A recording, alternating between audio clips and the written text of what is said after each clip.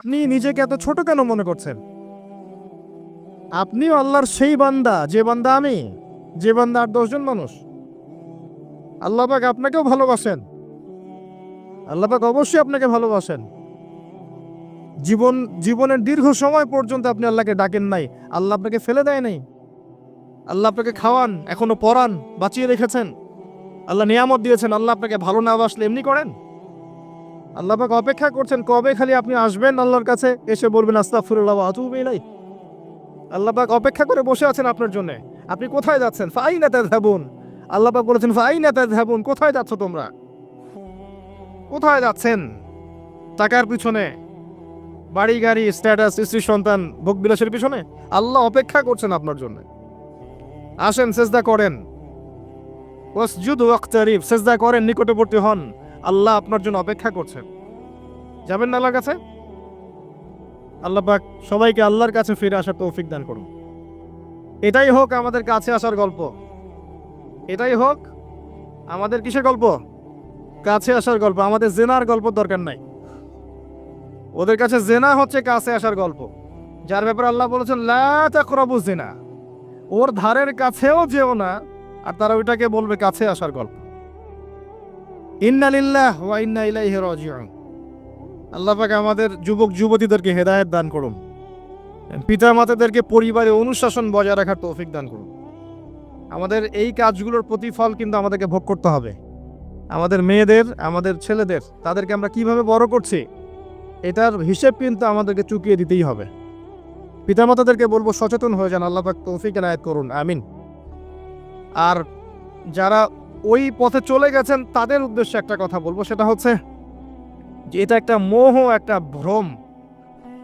বাস্তবতা হচ্ছে যে আপনাকে প্রতিশ্রুতি দিচ্ছে সে আপনাকে অনেক ভালোবাসে, আদতে সে আপনাকে ভালোবাসে না।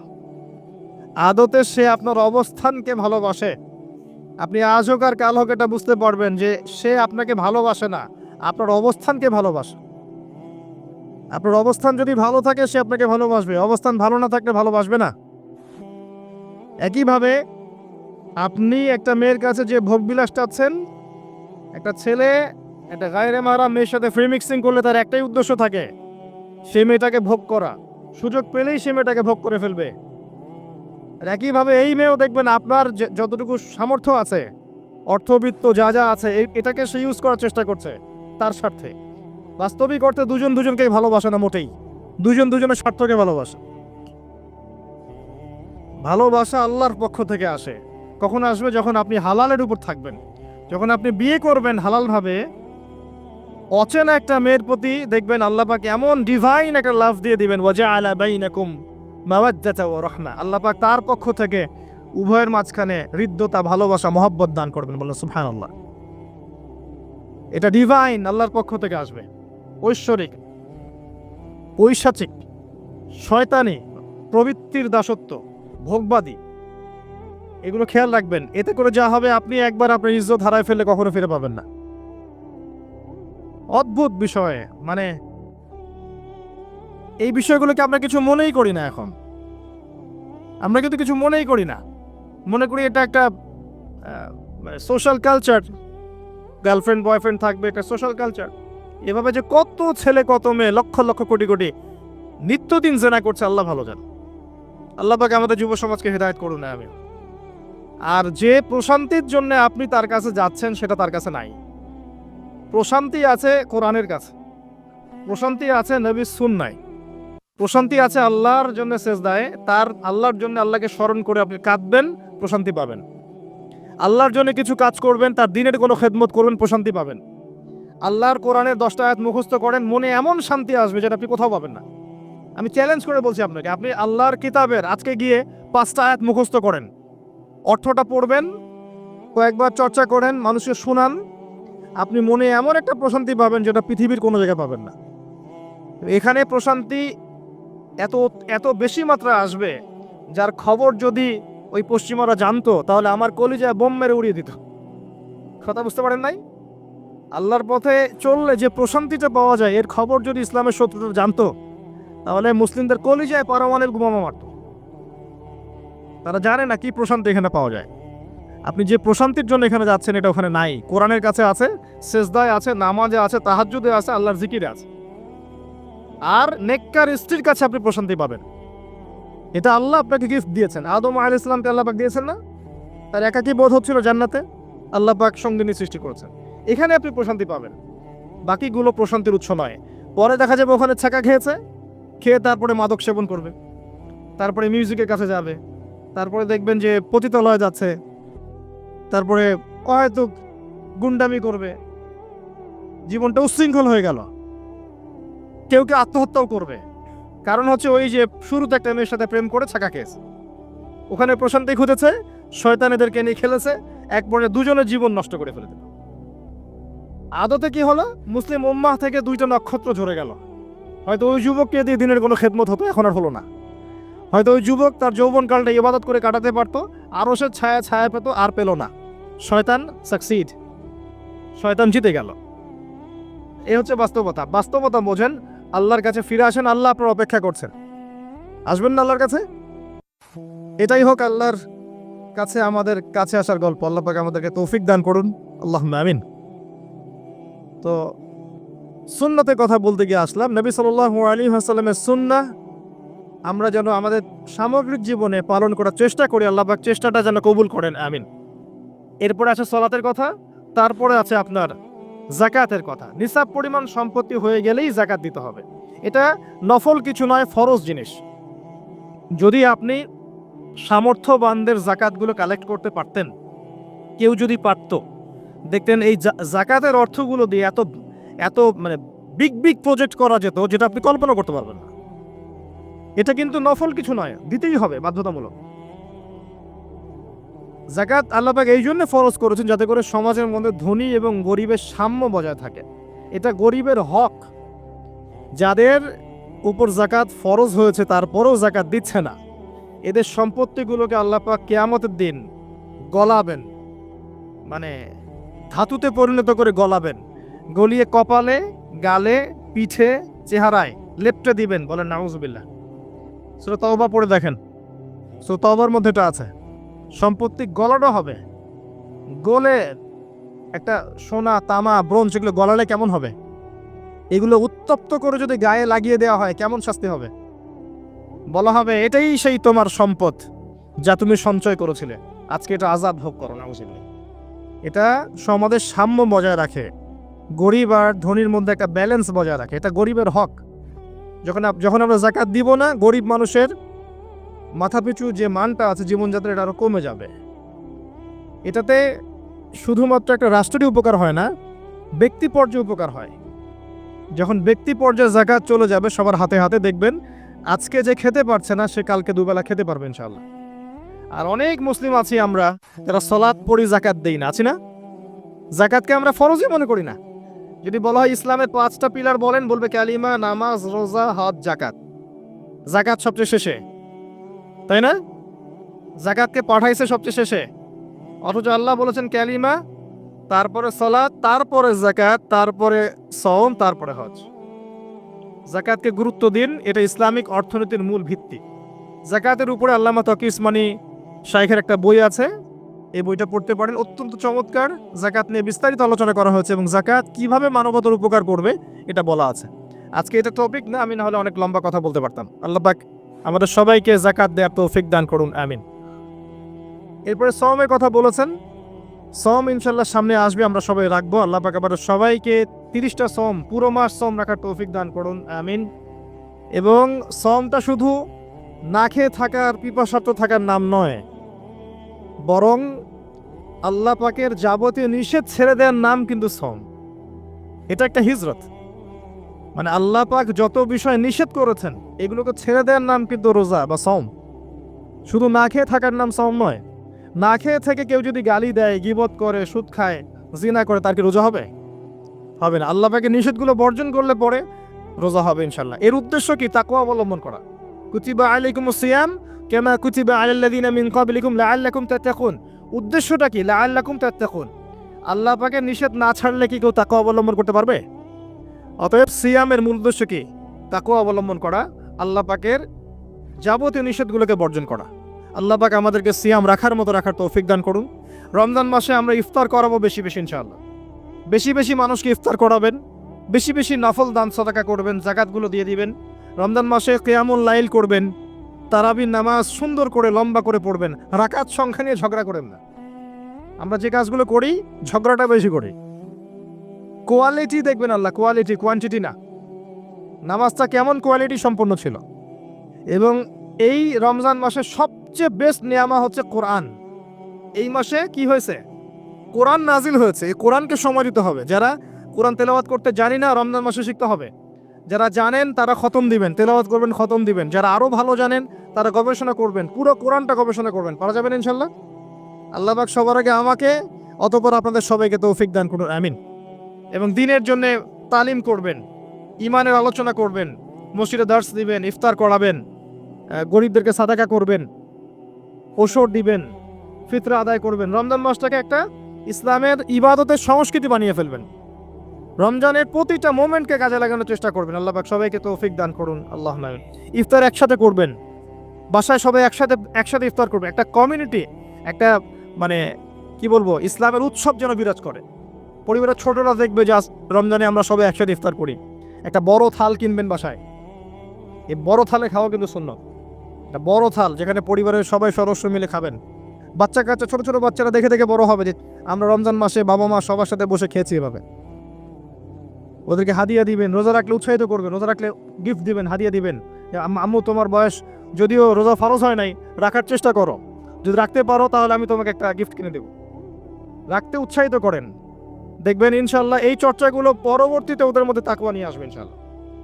আমাদের মনে আছে আমরা যখন ছোট, রোজা ফরজ হয় নাই, আমাদেরকে এভাবে বকশিস দেওয়া হতো, রোজার একটা 10 টাকা দেওয়া হবে।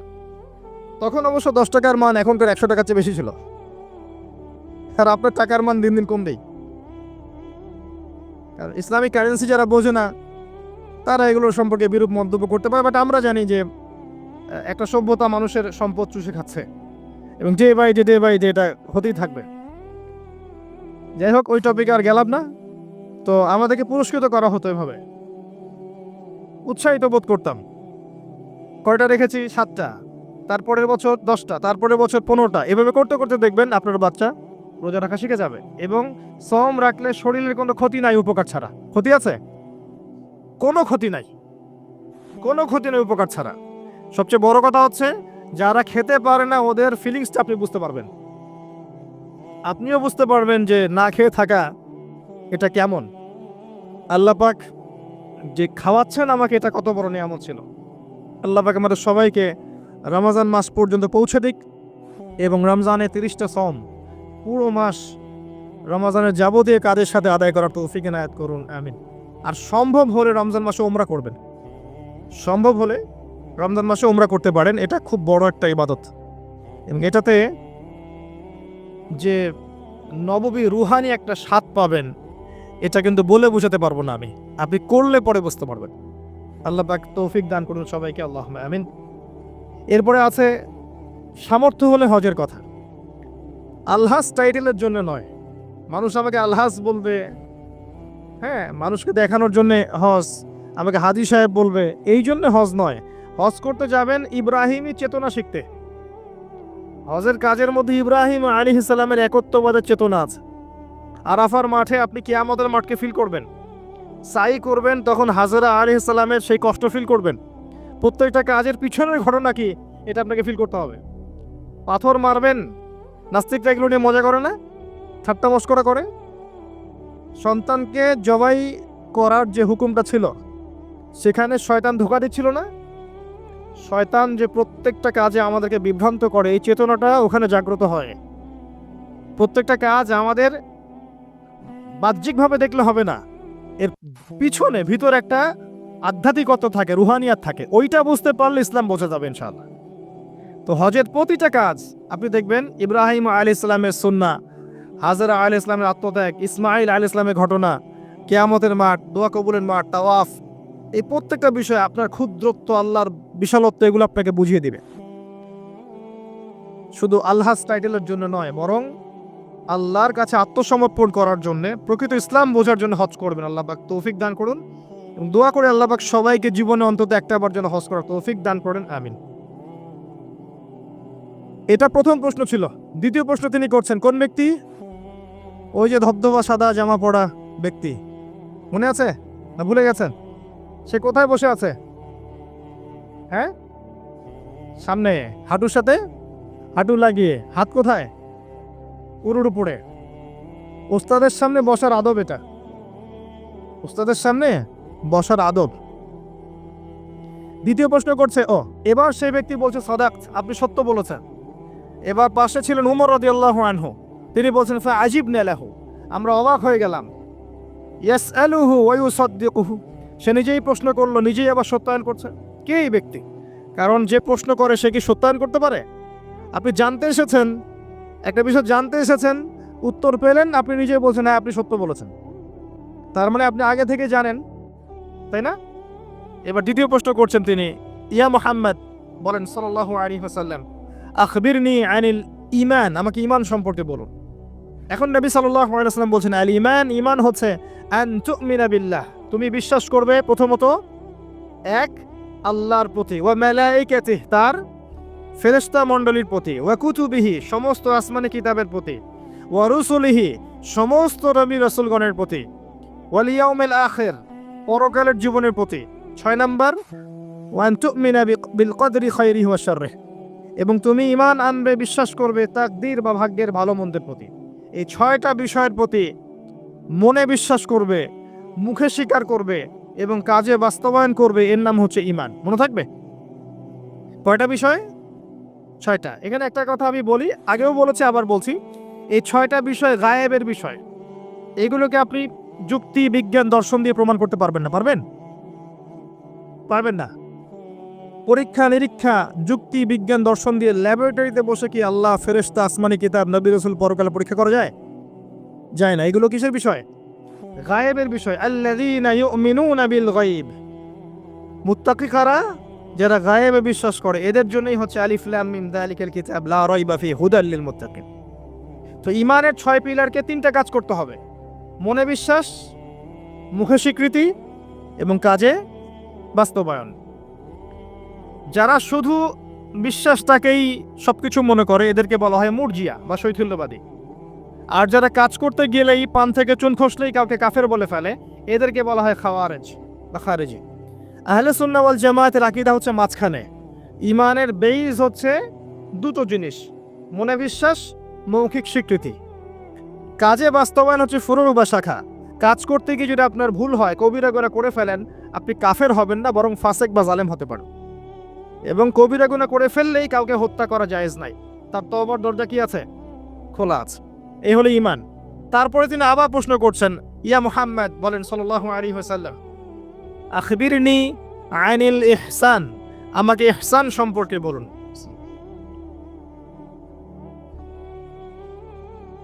তখন নবী সাল্লাল্লাহু আলাইহি ওয়াসাল্লাম বলছেন, আল ইহসান, ইহসান হচ্ছে আন তা'বুদাল্লাহা কাআন্নাকা তারাহ, তুমি এমন ভাবে আল্লাহর ইবাদত করবে যেন তুমি আল্লাহকে দেখতে পাচ্ছ।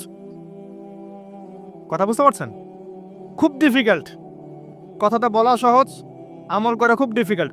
তুমি এমন ভাবে আল্লাহর ইবাদত করবে যেন তুমি আল্লাহকে দেখছো। ওয়া ইল্লাম তাকুন তারাহ ফাইন্নাহু ইয়ারাক, যদি তুমি আল্লাহকে দেখতে না পারো তাহলে জেনে রাখবে আল্লাহ তোমাকে দেখছেন। এই কনসিয়াসনেসের নাম হচ্ছে ইহসান, আত্মশুদ্ধি, আল্লাহ কনসিয়াসনেস। যদি কারো মধ্যে ইহসান থাকে, সে কি পাপ করতে পারবে? কেউ যদি ফিল করে যে আল্লাহ আমাকে দেখছেন, প্রত্যেকটা কাজে, ইবাদতে, ব্যবসায়, মুআমালাতে, সামাজিক বিষয়ে, চাকরি বাকরি, ওয়ার্ল্ড অ্যাফেয়ার্স, প্রত্যেকটা বিষয়ে যদি কেউ মনে করে আল্লাহ আমাকে দেখছেন, তাহলে কি কারো পক্ষে পাপ করা সম্ভব? এই চেতনাটা আল্লাহ পাক জাগ্রত করতে বলেছেন। আল্লাহ পাক আমাদের সবাইকে আমলে, আকীদায়, মুআমালাতে ইহসান দান করুন, আল্লাহুম্মা আমিন। আর এই ইহসানের সাথে একটা শব্দ সম্পর্কিত, এর নাম হচ্ছে তাকওয়া। একটা, আপনাদের এখানে সি বিচ আছে না? ধর একটা সি বিচের মধ্যে কিছু কাচের টুকরা ফেলে দেওয়া হয়েছে, ছোট্ট একটা জায়গায় সৈকতে কাচের কিছু টুকরা ফেলে দেওয়া হয়েছে।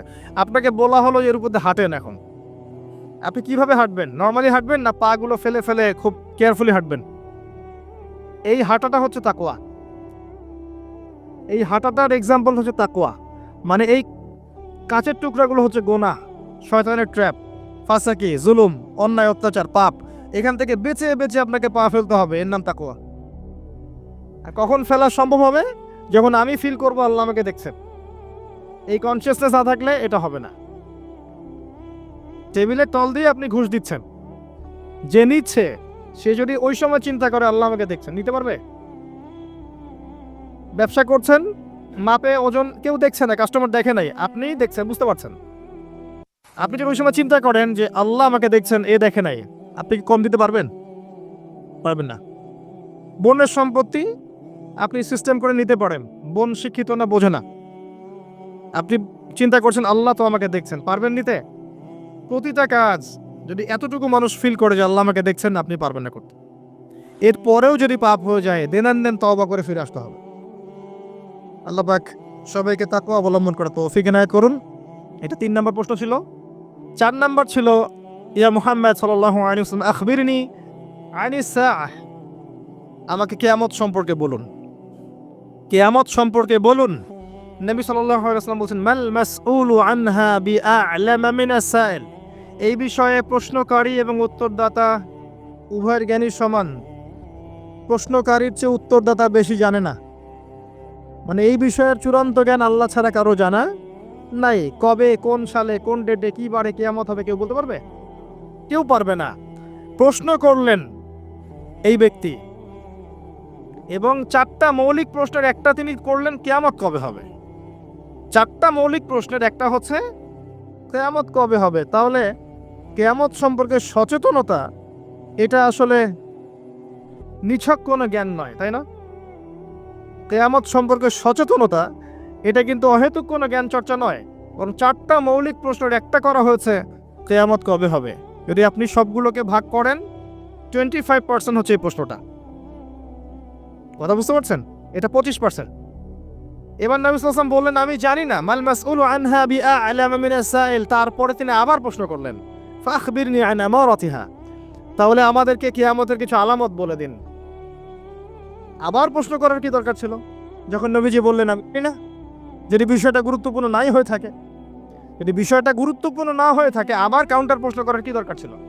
তিনি আবার প্রশ্ন করলেন, তাহলে আলামত বলে দিন। এবার নবীজি বলছেন 2টো আলামত। কয়টা বলছেন এই হাদিসে? 2টো। একটা হচ্ছে আন তালিদাল আমাতু রাব্বাতুহা, যখন দেখবে দাসী তার মনিবকে জন্ম দিচ্ছে।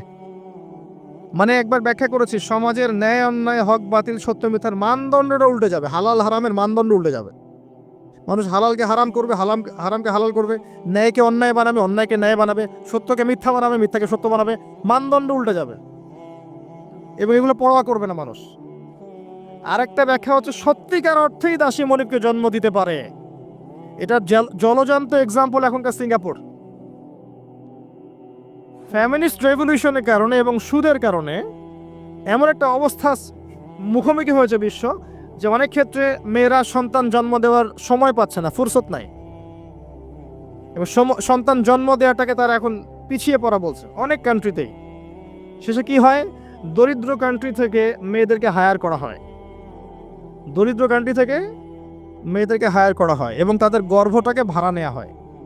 এই গর্ভের মধ্যে স্পার্ম ইনজেক্ট করা হয়, জাইগোট গঠন করে, বাচ্চা কনসেপ্ট করে। কথা কি বুঝতে পারছেন? গর্ভ ভাড়া নিয়েছে, নিয়ে তার শুক্রাণু সেখানে পুশ করেছে। 9 মাস এখানে বাচ্চাটা বড় হবে।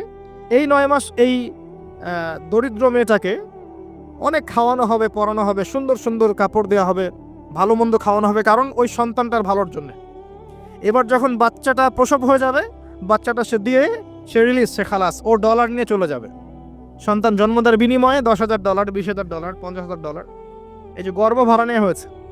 এই যে বাচ্চাটা হলো, এই বাচ্চাটা কার? মালিকের। দাসী তার মনিবকে জন্ম দিল, হাদিস বাস্তব।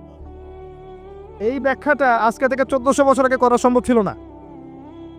কথা বুঝতে পারছেন না? এই ব্যাখ্যাটা এখনকার বিশ্বে আপনি করতে পারবেন। এই জন্য কোরআন সুন্নাহকে নিয়ে খালি লিটারালি পড়লে হবে না, যুগের সাথে মেলাতে তো হবে। যুগের সাথে যদি আমি না মেলাই, তাহলে কোরআন সুন্নাহকে দিয়ে যুগ জিজ্ঞাসার জবাব বের করতে পারবো না। এই ব্যাখ্যাটা আপনি আজকে থেকে 100 বছর আগেও করতে পারতেন না, কিন্তু এখন পারবেন। সত্যিকার অর্থেই দাসী তার মনিবকে জন্ম দিচ্ছে এখন এই বিশ্বে। নবী যেটা বলেছিলেন, আন তালিদাল আমাতু রাব্বাতুহা, যখন দাসী তার মনিবকে জন্ম দিবে।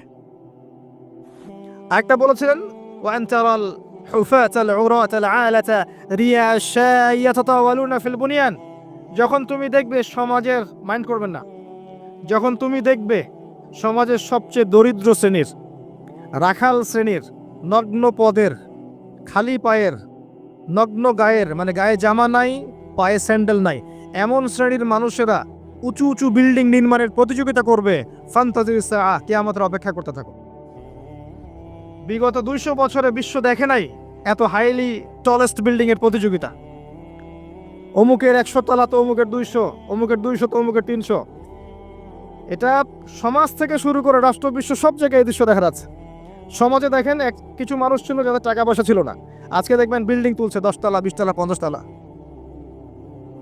অনেক রাষ্ট্র ছিল ওই যে বেদুইন রাষ্ট্র ছিল মধ্যপ্রাচ্যের দিকে তাকাবেন আগে জামা পরার টাকা ছিল না ব্ল্যাক গোল্ড পেয়েছে তেল উঠাইছে আর খাইছে না উঠাইছে আমেরিকাকে দিছে তেল তুলছে আমেরিকাকে দিছে দিয়ে ডলার নিছে নিয়ে উঁচু উঁচু বিল্ডিং তোমার 100 আমার 110 এবং এটা গর্বের বিষয় ওদের কাছে এখন এই দৃশ্যের কথা নবী সাল্লাল্লাহু আলাইহি ওয়াসাল্লাম বলেছেন যে যখন তুমি দেখবে সমাজের সবচেয়ে দরিদ্র মানুষেরা উঁচু উঁচু বিল্ডিং নির্মাণের প্রতিযোগিতা করবে একটা কমন প্রশ্ন করি এখন যে ব্যক্তির টাকা নাই সে কেমন করে বিল্ডিং তুলবে এই উত্তরটা দেওয়ার জন্য আপনার পিএইচডি করার কোনো দরকার নাই উত্তর খুব সহজ একজন ব্যক্তির টাকা নাই সে কিভাবে 20 তলা বিল্ডিং করতে পারে উত্তর দেন কিভাবে বলেন শুধু অবৈধভাবেই নয় অবৈধভাবে তো একটা অপশন আছেই কিভাবে এক্স্যাক্টলি সুদের মাধ্যমে সুদ ছাড়া অন্য কোনো অপশন নাই এবং আমি এখন যে ফ্ল্যাটে ভাড়া আছি মনে করেন যেই ফ্ল্যাটে ভাড়া আছি সেই ফ্ল্যাটের ভাড়ার টাকা আমি যে দিচ্ছি এই যে ফ্ল্যাট মালিকরা যে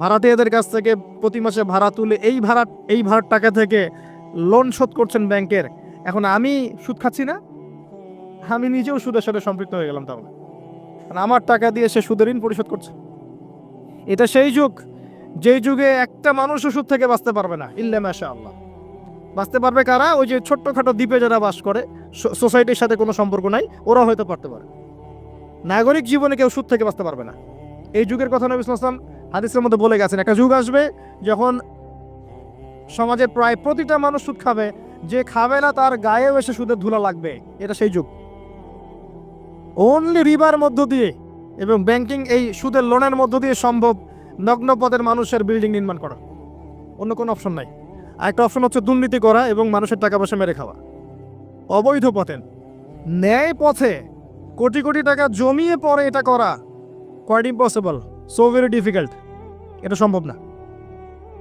এই যুগের কথা নবীজি বলে গেছেন এই হাদিসের মধ্যে যেখানে মাত্র 2টা আলামত বলেছেন তার মধ্যে একটা হচ্ছে এটা যখন তুমি দেখবে নগ্ন পদের নগ্ন দেহের মানুষেরা উঁচু উঁচু বিল্ডিং নির্মাণ করছে না বরং নির্মাণের প্রতিযোগিতা করছে ভাষাটা বোঝেন নির্মাণ করছে না নির্মাণের প্রতিযোগিতা করছে ইয়াতাতাওয়ালুনা ফিল বুনিয়ান যে কোনো আলেমকে জিজ্ঞাসা করেন ব্যাখ্যা কি এই হলো হাদিস এবার সেই ব্যক্তি উঠে চলে গেল এবং ওমর ইবনুল খাত্তাব তিনি বলছেন ফালাবিসনা মালিয়ান আমরা চুপ করে বসে থাকলাম যেন আমাদের মাথার উপরে কাক বসে আছে পাখি বসে আছে চুপ করে নবীজি করে কথা বলছেন না সাহাবীরা কোনো কথা বলছেন না সেই ব্যক্তি উঠে চলে গেল এবার আল্লাহর রাসূল সাল্লাল্লাহু আলাইহি ওয়াসাল্লাম নিজেই বলছেন ইয়া ওমর হে ওমর রাদিয়াল্লাহু আনহু আতাদরি মানি সাইল তুমি কি জানো এই ব্যক্তি কে ছিল যে সে প্রশ্ন করলো 4টা 5টা তিনি বললেন আল্লাহু ওয়া রাসূলুহু আ'লাম আল্লাহ এবং তার রাসূল ভালো জানেন আমরা জানি না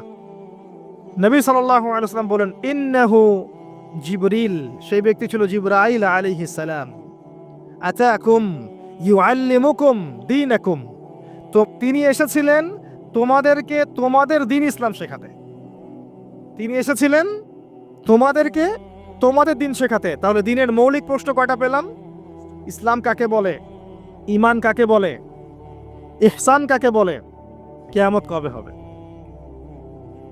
এই একটা হাদিস যথেষ্ট আমাদের হেদায়েতের জন্য এই একটা হাদিস যদি আমরা বুঝে থাকি আমাদের জন্য যথেষ্ট হেদায়েতের জন্য আসেন সামারি করে ফেলি প্রথম থেকে শিখলাম যে আল্লাহর জন্য যখন আসবেন মসজিদে টিপটাপ পরিপাটি হয়ে আসবেন উত্তম পোশাক পরে আসবেন ওস্তাদের কাছে যখন যাবেন জ্ঞান শিখতে আদবের সাথে বসবেন এবং প্রশ্ন করবেন আদবের সাথে। প্রথম প্রশ্ন ইসলাম সম্পর্কে ছিল। তিনি ইসলামের বেসিক পিলার কয়টা? 5টা। তাওহীদ, যার মধ্যে আসবে তাওহীদ এবং সুন্নাহ, লা ইলাহা ইল্লাল্লাহ এবং মুহাম্মাদুর রাসূলুল্লাহ। এরপরে আসবে সালাত, 5 ওয়াক্ত সালাত কায়েম করা, তারপরে যাকাত প্রদান করা, রমাদান মাসের সাওম এবং সামর্থ্য হলে হজ। ইসলাম হয়ে গেল। ইসলামই একমাত্র জীবন ব্যবস্থা, এর বাইরে কিছু আছে? কেউ তালাশ করলে কবুল করা যাবে? যাবে না। এটা মেনে নেওয়ার পর আমলে ভুল হলে কি করতে হবে? তওবা করে ফিরে আসতে হবে। আল্লাহ পাক ইনশাআল্লাহ মাফ করে দিবেন। যদি কোনো ব্যক্তি আল্লাহর সাথে শিরিক না করে, কবিরা গুনাহ থেকে দূরে থাকে, আশা করা যায় আল্লাহ পাক তার সমস্ত সগীরা গুনাহ মাফ করে দিবেন ইনশাআল্লাহ। হতাশ হবেন না, আল্লাহ আপনার অপেক্ষায়, তার কাছে ফিরে আসেন। তারপর ঈমান, কয়টা পিলার? 6টা। কয়টা পিলার? 6টা। প্রথমটা কি? আল্লাহ বিশ্বাস, ফেরেশতাগণে বিশ্বাস, নবী রাসূলগণে বিশ্বাস, আসমানি কিতাব সমূহে বিশ্বাস, পরকালের জীবনে বিশ্বাস এবং ভাগ্যের ভালো মন্দে বিশ্বাস। এই 6টাকে কি করব? মনে বিশ্বাস করব, মুখে স্বীকার করব, আর কাজে বাস্তবায়ন করব। কাজে বাস্তবায়ন করতে গিয়ে যদি ভুল হয়ে যায় তখন কি করবেন? কাফের হয়ে যাবে? সে তওবা করে ফিরে আসার সুযোগ আছে। এরপরের ইহসান কাকে বলে? ইসলাম পালন করতে গিয়ে এমনভাবে করা, আল্লাহর ইবাদতটা এমনভাবে করা যেন আমি আল্লাহকে দেখছি, আল্লাহকে হাজির নাজির মনে করে কাজ করা। আর যদি আমি আল্লাহকে দেখতে না পাই, মনের মধ্যে চেতনা থাকবে কি? আল্লাহ আমাকে দেখছেন।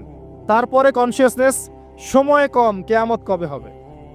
আমরা শেষ জামানায় বাস করছি, সময় শর্ট। এখানে 2টা আলামত বলা আছে, বাকি বহু হাদিস আছে শত শত, যেখানে আরো হাজার হাজার আলামত আছে, হাজার হাজার। এই যে মানুষ দুনিয়াদার হয়ে যাচ্ছে বেশি বেশি, আলামতে সাআহ। মসজিদের মধ্যে ফিতনা হচ্ছে না এখন, আলামতে সাআহ। মসজিদ চাকচিক্যময় হচ্ছে না, তাজমহলের মতো, কি আমাদের সাইন। মেয়েদের সংখ্যা বাড়ছে না, ছেলেদের সংখ্যা কমছে না, সাইন। মেয়েরা ছেলেদের পোশাক পরছে না, ছেলেরা মেয়েদের পোশাক পরছে না, সাইন। সময় সংক্ষিপ্ত হয়ে আসছে না, বেশি বেশি মহামারী, বন্যা, ঘূর্ণিঝড়, জলোচ্ছ্বাস এগুলো ছড়াচ্ছে না, বেশি থেকে বেশি হচ্ছে, সাইন। অসংখ্য সাইন। মুসলিমদের উপর নির্যাতন বাড়ছে না, বিশ্বে হত্যা বাড়ছে না, কিলিংস বাড়ছে না, মুসলিমরা বিভক্ত হচ্ছে না বিভিন্ন দলে, সাইন। কত সাইন নেবেন, শেষ করা যাবে না। এমনকি চাঁদ যেটা দেখছেন এটাও ফেটে গেছে। চাঁদ যেটা দেখছেন না, এটা ফাটল ধরা, চাঁদ পরিপূর্ণ নয়, ফাটা আছে, এটাও কিয়ামতের সাইন। এবং পৃথিবী পানি শূন্য হচ্ছে, এগুলো সাইন। জলবায়ু পরিবর্তনগুলো সাইন। অনেক বিষয় আছে যেগুলো আপনি আখিরুজ্জামানের বইগুলোতে পাবেন। কিতাবুল ফিতান অধ্যায়গুলো পড়েন, আলামতুস সাআগুলো পড়েন, পাবেন। এখানে জাস্ট 2টা বলা হয়েছে। দাসী মনিবকে জন্ম দেওয়া মানে সমাজের মানদণ্ড উল্টে যাবে, ন্যায় অন্যায় হক বাতিল সত্য মিথ্যার মানদণ্ড উল্টে যাবে। আর সমাজের সবচেয়ে নিকৃষ্ট শ্রেণীর মানুষেরা দেখবেন ওই যে টলেস্ট বিল্ডিং এর প্রতিযোগিতা করছে, রিবার মাধ্যমে, দুর্নীতির মাধ্যমে এবং অন্যায় অত্যাচারের মাধ্যমে জুলুমটা বাড়বে। আরেকটা হাদিসে আছে, যখন আমানতের খেয়ানত করা হবে, সাহাবীরা বলেন যখন আমানতের খেয়ানত, যখন অযোগ্য ব্যক্তিকে, অনুপযুক্ত ব্যক্তিকে দায়িত্ব দেওয়া হবে, তখন বুঝে নেবে এটা আমানতের খেয়ানত। আর এটা সব ক্ষেত্রেই, ধর্মীয় ক্ষেত্রে, সামাজিক ক্ষেত্রে, সব ক্ষেত্রে, সব ক্ষেত্রে। আল্লাহ পাক আমাদেরকে কিয়ামতের আলামতগুলো বোঝার তৌফিক দান করুন এবং সচেতন থাকার তৌফিক দান করুন, জীবনটাকে গুছিয়ে নেওয়ার তৌফিক দান করুন। এই জায়গায় গিয়ে আমাদের ব্যক্তিগতভাবেই কাজ করতে হবে। এখানে বড় করে চিন্তা করার সময় নাই, আগে নিজে বাঁচেন, নিজে জ্ঞান অর্জন করেন। আল্লাহ পাক সবাইকে তৌফিক এনায়েত করুন। আপনি হালাল খান, পারিবারিক আদর্শটাকে সাধ্যমতো ঠিক রাখার চেষ্টা করেন। যদি পরিবার কথা না শোনে, আপনি একা থাকেন। আমার এর চেয়ে ডাইরেক্ট কোনো কথা আমি বলতে পারবো না। পরিবার যদি দাওয়াত দিতে দিতে কথা না শোনে এক পর্যায়ে, আপনি একা থাকেন, তাও ভালো। সম্পর্ক রাখেন, আত্মীয়তা সম্পর্ক বজায় রাখেন, একা একা চলেন। কারণ ফিতনায় আপনি ডুবে থাকলে ওরা আপনাকে ফিতনায় টেনে নিয়ে আসবে। এত বড় বুকের কলিজা দেখাবেন না যে আমি ফিতনার মধ্যে থেকে আমার ইমানের বলে সবাইকে সংস্কার করে ফেলে দিব। এই যুগ সেই যুগ না, এটা বড় ফিতনাময় যুগ। আপনাকে বরং তারা টেনে নিয়ে চলে আসবে। অতএব ডিসকানেক্টেড হয়ে যান ফিতনা থেকে, আসহাবুল কাহফের মতো।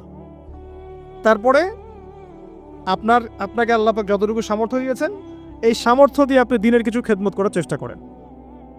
মসজিদ ভিত্তিক, মাদ্রাসা ভিত্তিক, দাওয়াতি ক্ষেত্রে হোক, সামাজিকভাবে হোক, মানবতার কল্যাণে কাজ হোক, কোনো প্রজেক্ট গঠন করার মধ্য দিয়ে হোক, যেভাবে হোক দিনের যে উপকার হয় এমন কিছু করেন।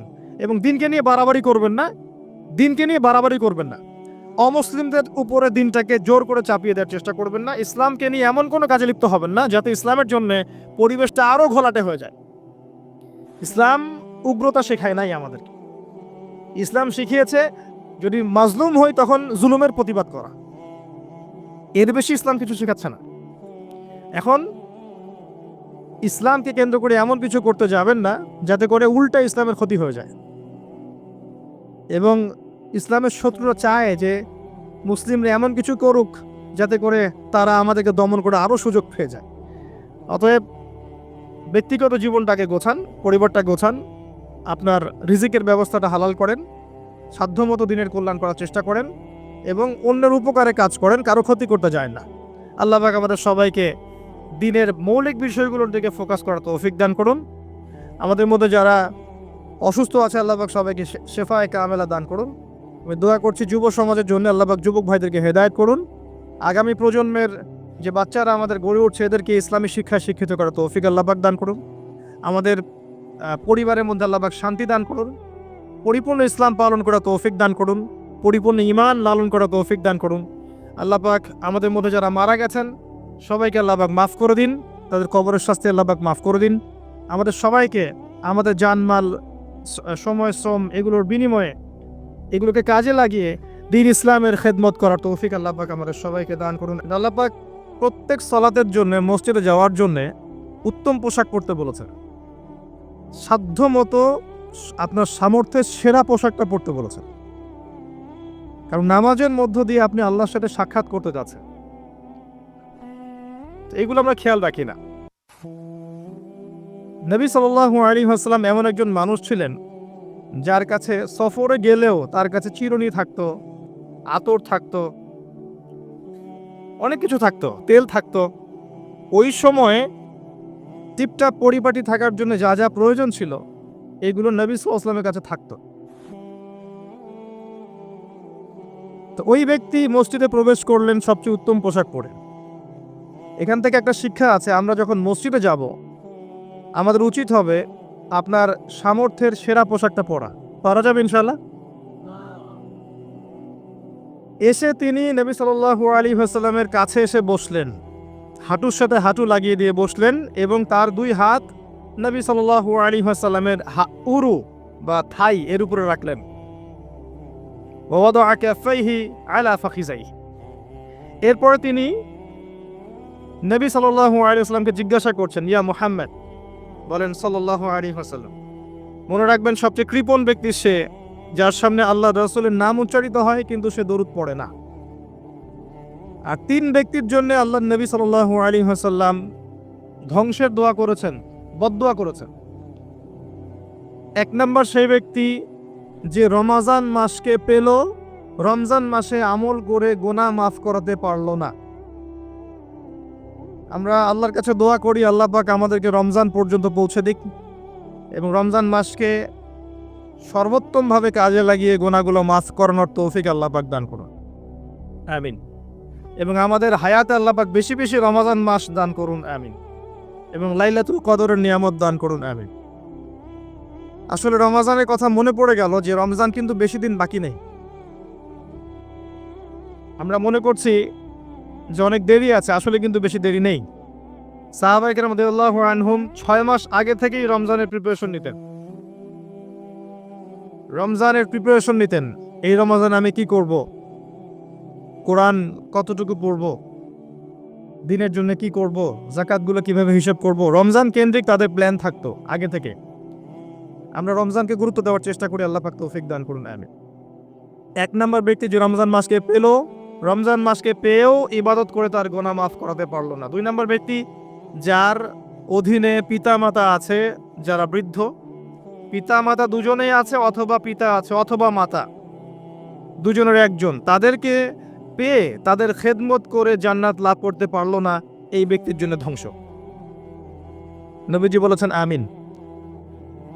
আর তৃতীয় ব্যক্তি যার সামনে রাসূলুল্লাহ সাল্লাল্লাহু আলাইহি ওয়াসাল্লামের নাম উচ্চারিত হয়েছে কিন্তু সে তার নাম শুনে দরুদ শরীফ পড়েনি, তার জন্য ধ্বংস। যখনই আপনার সামনে মুহাম্মদ নামটা উচ্চারিত হবে কমপক্ষে সাল্লাল্লাহু আলাইহি ওয়াসাল্লাম অবশ্যই পড়বেন। একবার দরুদ শরীফ পড়লে 10টা নেকি হয়, 10টা গুনাহ মাফ হয়ে যায়। আল্লাহ পাক 10 বার আপনার প্রতি রহম করবেন, আপনার মর্যাদা আল্লাহ পাক 10 গুণ বাড়িয়ে দিবেন। বলেন সুবহানাল্লাহ। তো নবী সাল্লাল্লাহু আলাইহি ওয়াসাল্লাম এর কাছে এই ব্যক্তি এসে তার 2 হাত নবী সাল্লাল্লাহু আলাইহি ওয়াসাল্লামের উরুর উপরে রেখে তাকে জিজ্ঞাসা করছেন, ইয়া মুহাম্মদ সাল্লাল্লাহু আলাইহি ওয়াসাল্লাম আখবিরনি আনিল ইসলাম। হে মুহাম্মদ সাল্লাল্লাহু আলাইহি ওয়াসাল্লাম, আমাকে ইসলাম সম্পর্কে বলুন। তখন নবী সাল্লাল্লাহু আলাইহি ওয়াসাল্লাম বলছেন, আল ইসলাম, ইসলাম হচ্ছে আন তাশহাদা আল্লা ইলাহা ইল্লাল্লাহ, তুমি সাক্ষী দিবে বা সাক্ষ্য দিবে যে আল্লাহ ছাড়া কোনো ইলাহ নেই, কোনো উপাস্য নেই, ওয়া আন্না মুহাম্মাদান আবদুহু ওয়া রাসূলুহু, এবং মুহাম্মদ সাল্লাল্লাহু আলাইহি ওয়াসাল্লাম তার বান্দা এবং রাসূল। 1 নাম্বার। 2, ওয়া আন তুকিমাস সালাহ, এবং তুমি সালাত কায়েম করবে 5 ওয়াক্ত।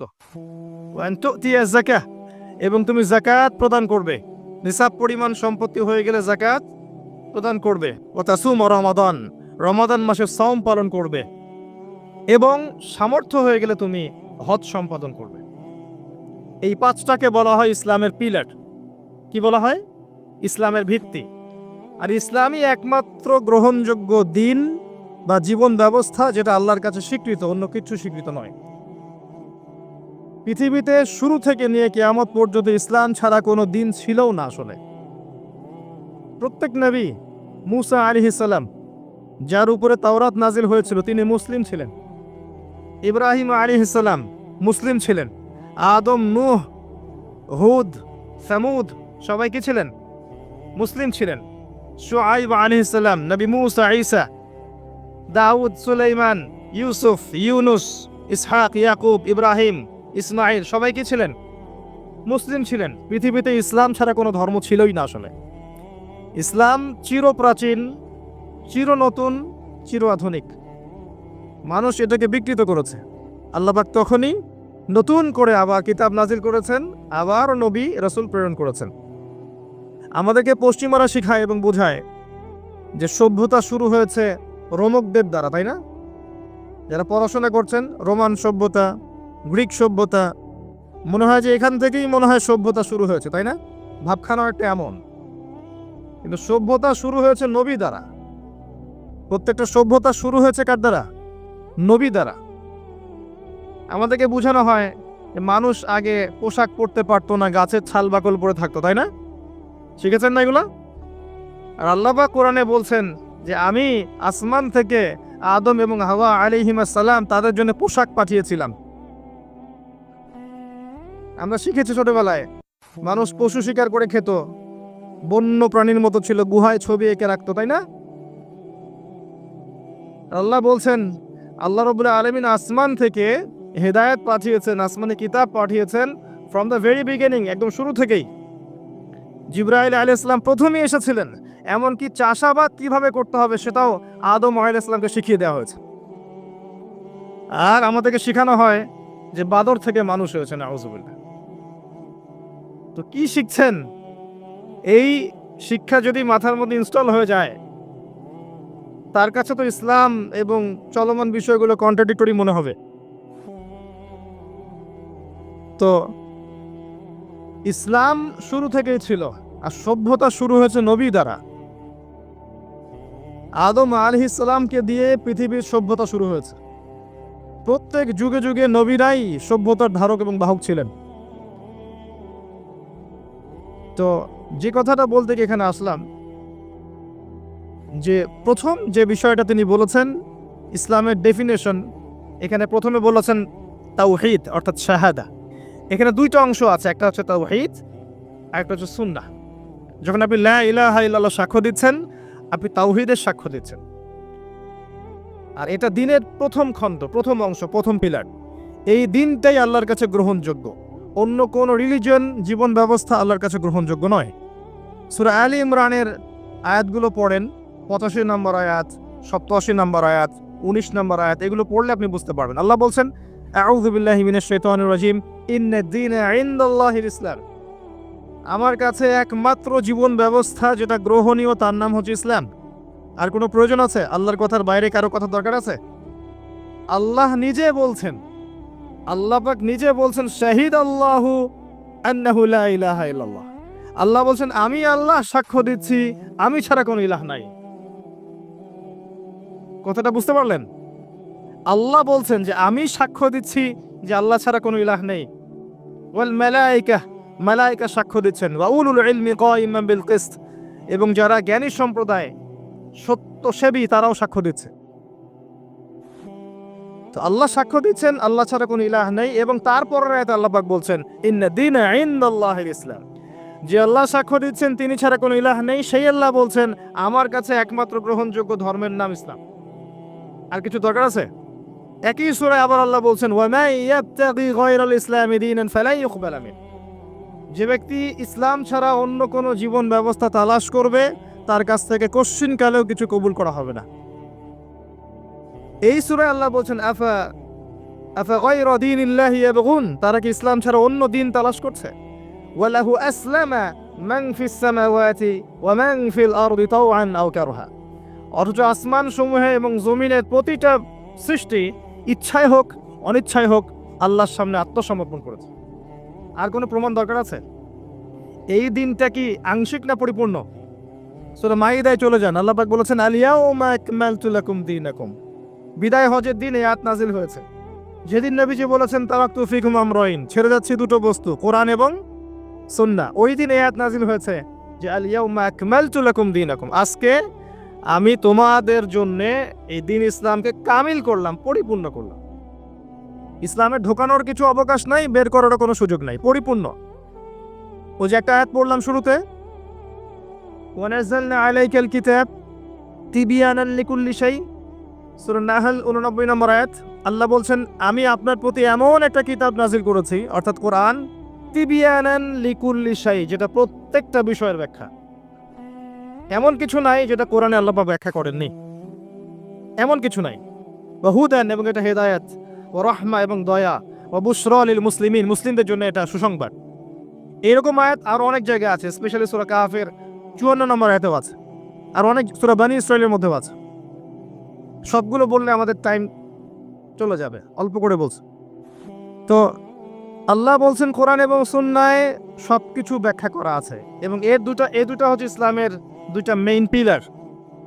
এই দুটার উপরে দিন ইসলাম পরিপূর্ণ, ঢুকানোর কোনো সুযোগ নাই, বের করার সুযোগ নাই। ইসলাম কি শুধু ইবাদত করতে শেখায়, না আপনার পরিবারের চর্চাও শেখায়? ইসলামে কি শুধু পারিবারিক হেদায়েতই আছে, না সামাজিক হেদায়েতও আছে? শুধু কি সামাজিক আছে, নাকি রাষ্ট্রীয় এবং অর্থনৈতিকও আছে, নাকি সবই আছে? উত্তর কোনটা? সব আছে, এটা মেনে নেন। এখন আমল করতে গিয়ে যদি আপনি না পারেন সেটা আলাদা বিষয়। আমল করতে গিয়ে হয়তো আপনি পারছেন না, আপনি ইবাদত করতে পারছেন, হয়তো পারিবারিক বিষয়টা পারছেন না, বা পারিবারিকটা পারছেন, সামাজিকটা পারছেন না, সামাজিকটা পারছেন, পলিটিক্যালটা পারছেন না। না পারার বিষয়টা ডিফারেন্ট। আগে আকীদা ঠিক করেন যে ইসলামে আছে সমাধান। আকীদা ঠিক করে যদি কেউ আমল করতে নাও পারে, ইনশাআল্লাহ আল্লাহ পাক মাফ করতে পারেন। আল্লাহ পাক মাফ করতে পারেন যে আমার বান্দার আকীদা ঠিক ছিল, যে সে ইসলামকে পরিপূর্ণ জীবন ব্যবস্থা হিসেবে মেনে নিয়েছে, এরপরে সে আমল করতে গিয়ে পারে নাই বিভিন্ন কারণে। হতেই পারে, সবসময় একরকম সিচুয়েশন থাকে না, তাই না? কিন্তু যদি আকীদাই ঠিক না থাকে, যদি কেউ মনে করে না ইসলামে সবকিছু নাই, এটা এই যুগে চলে না ওই যুগে চলতো, ইসলামের বিধানগুলো সব মৌলবাদী বিধান, এগুলো চলে না ওই যুগে, এই যুগে চলে না ওই যুগে চলতো, এগুলো করতে গেলে আমরা পিছায় পড়বো। আকীদায় যদি গলত থাকে তাহলে তো সমস্যা। তখন কবরে যখন প্রশ্ন করা হবে মা দীনুক, সে বলবে লা আদ্রি লা আদ্রি, তোমার দিন কি? সে বলবে আমি জানি না, আমি জানি না। কারণ দুনিয়াতে ইসলামকে পরিপূর্ণরূপে সে স্বীকার করে নেয়। এখন আমাদের প্রথম কাজ স্বীকার করে নেওয়া যায় ইসলামের সমাধান আছে। আপনি এখন আমল করতে পারবেন না, আমিও জানি। কেউই এখন ইসলামের পরিপূর্ণ বিষয়গুলো পালন করতে পারবে না। পুরো সিচুয়েশনটাই ডিফিকাল্ট এবং ইসলামের মুসলিমদের বিপক্ষে। মাক্কি যুগে, যেখানে মক্কার জাহিলিয়াত ছিল, ওই যুগে কি ইসলামের সমস্ত বিধানগুলো বাস্তবায়ন করা গেছে? সম্ভব হয়? হয় না। পুরো বিশ্বের অবস্থা মক্কার চেয়ে কোনো অংশ কম না। এখন আপনার দুই চোখ লাগবে, বাইরের চোখ আর ভিতরের চোখ দিয়ে দেখেন, আপনি বুঝতে পারবেন যে পুরো ওয়ার্ল্ড ওয়াইড যে অবস্থা চলছে এটা মাক্কি জাহিলিয়াতের চেয়ে কোনো অংশ কম না। এখানে যদি আপনি শুরুতেই সবকিছু ইম্পোজ করতে চান, পারবেন না, এবং এটা ভুল হবে। বরং বেসিক প্রাইমারি জিনিসগুলো দিয়ে শুরু করতে হবে। নামাজ দিয়ে শুরু করেন, জ্ঞান চর্চা দিয়ে শুরু করেন, ইত্তেবায়ে সুন্নাহ দিয়ে শুরু করেন, পারিবারিক আদর্শ সুন্দর করার দিক দিয়ে শুরু করেন, সামাজিক কাজ করেন, বেসিক জিনিসে শুরু করেন। আগে যদি চলে যান খেলাফতে প্রতিষ্ঠা করব, বড় বড় টার্মগুলো আগে ইউজ করেন, আপনি ভুল করবেন। কারণ বেস ঠিক নাই। একটা বাড়ি বানাবেন যার ভিত্তি নাই, এখানে 10 তলা 20 তলা উঠবে না। বেসিক আমার সমাজের বেশিরভাগ মানুষ দেখবেন নামাজ পড়ে না, ম্যাক্সিমাম পড়ে না নামাজ। ম্যাক্সিমাম ছেলে মেয়ে দেখবেন কোরআন পড়তে পারে না, তিলাওয়াত করতে পারে না।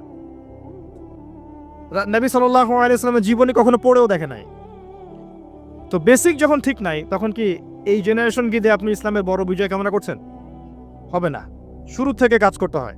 যাই হোক, ইসলামের বাইরে কিছু নাই আল্লাহর কাছে। যদি কেউ তালাশ করে তাহলে সে ভুল করবে। এখন এই ইসলামের পিলার নবীজি বলেছেন 5টা। কয়টা? প্রথমে তাওহীদ, এক আল্লাহকেই সৃষ্টিকর্তা, পালনকর্তা, রিজিক দাতা, সন্তান দাতা, ভালো মন্দের মালিক, বিধান দাতা, এভরি সিঙ্গেল সেক্টরে আল্লাহকেই ইলাহ বলে মানা, এর নাম হচ্ছে তাওহীদ। এর বাইরে কেউ যদি মনে করে আল্লাহ ছাড়া অন্য কোন ইলাহ আছে, নাউজুবিল্লাহ, বা আল্লাহ আছেন অন্য ইলাহ আছে, আল্লাহ ছাড়া কারো জন্য সেজদা করে, অন্য কারো কাছে দোয়া করে, অন্য কারো জন্য নজর মানত করে, আল্লাহ ছাড়া অন্য কারো নামে কসম করে, অন্য কারো নামে কুরবানি করে, ইত্যাদি ইত্যাদি, আল্লাহকে বাদ দিয়ে গায়রুল্লাহর ইবাদত করে, তাহলে শিরক হয়ে যাবে। কি হয়ে যাবে? আর শিরকের পাপ থাকা অবস্থায় বিনা তওবায় যদি কেউ মারা যায়, 99% সম্ভাবনা হচ্ছে এই ব্যক্তি জাহান্নামে যাবে, কোনো সুযোগ নাই।